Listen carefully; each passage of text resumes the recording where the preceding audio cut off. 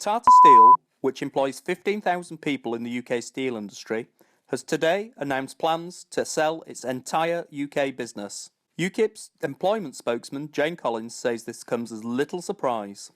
I'm not surprised, but I'm terribly sad for all those people now who've worked in the steel industry for their whole lives and their jobs are under threat. Because the impact just isn't on the steelworks, it's on the local communities. The lorry drivers, it's the people that work in the cafes, that work in the pubs and the bars. The steel industry 20 years ago was thriving business. The UK market is just shrinking.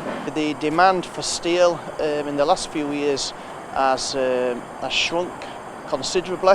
We're here today at Tyvek Alloys in Sheffield at a critical time for the steel industry. We're looking at Port Talbot closing, we're looking at Tata withdrawing from the British steel industry, and we've got to understand why that's happening. And the main reason that the steel industry is in crisis is the failings in Brussels in three areas. First of all, failure to put anti-dumping duties on Chinese steel. I think the major factors at the minute are the cheap steel coming out of China. Cheap steel coming over from China is having a detrimental effect on the steel industry. I'd like to see the government step in and basically either put an anti-dumping duty on the material coming out of China and to help these large companies, because it's not just Tata, it's all the industries around here.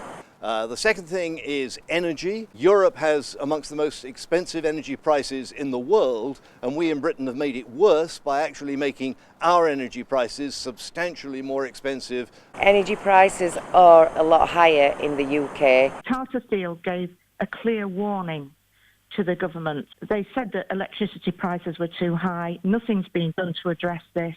The situation with the government with the high prices of energy, because we're chained to the EU's green agenda. Tata Steel, they've took the technology and they've took it back aboard and they're opening new plants up. They've got cheaper electric costs, cheaper labour, and we just can't compete anymore in this country.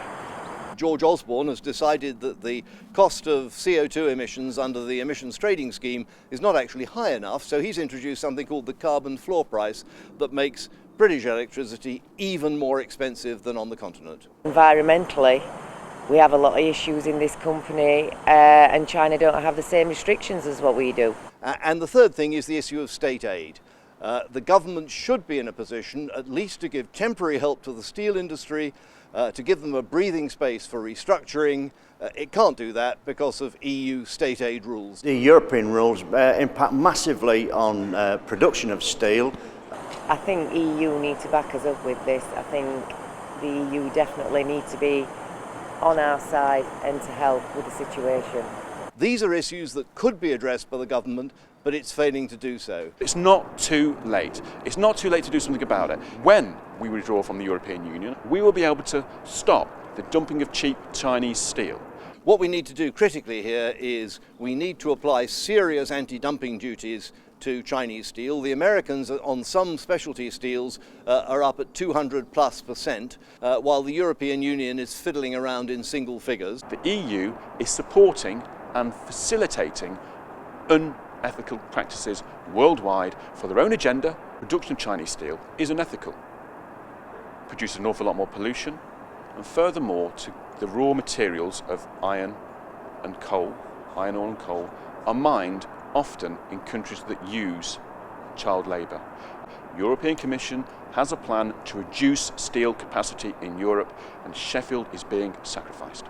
I think there is a very serious danger that if the government doesn't get its act together and do some of these things, and if we remain in the European Union, then we could indeed lose steel making in Britain. There are three clear things we could get on with if we were not in the European Union. That's why we must vote to leave on June the 23rd.